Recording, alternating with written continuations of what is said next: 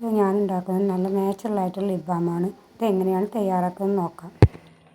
ഇത് വേമ്പാടപ്പട്ടയും മഞ്ചിഷ്ട പൊടിയും കൂടിയിട്ട് ഇട്ട് വെച്ച് കുറച്ച് ദിവസമായിട്ട് ഓയിലിൽ ഇട്ട് വെച്ചിട്ടുള്ള കേട്ടോ. അത് നന്നായിട്ട് കളർ വന്നിക്കണം. Castor oil, shea butter, bee wax, ബദാം ഓയിൽ,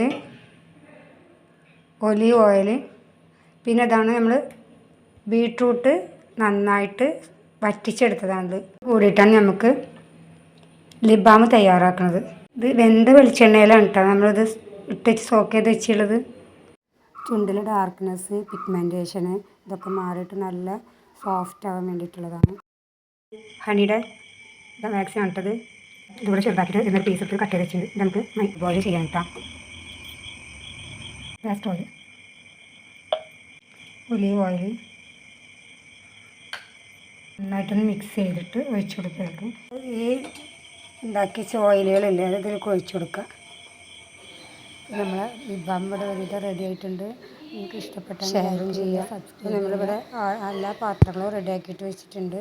അതിലേക്ക് നമ്മൾ ഉണ്ടാക്കി വെച്ച ലിപ് ബാം ഇല്ലത് ബോയിൽ ചെയ്ത് മണിക്കൂർ കഴിയുമ്പോഴത്തേനും നമ്മളെ ലിപ് ബാം ഇവിടെ റെഡി ആവും കേട്ടോ. വേഗം കട്ടാവും.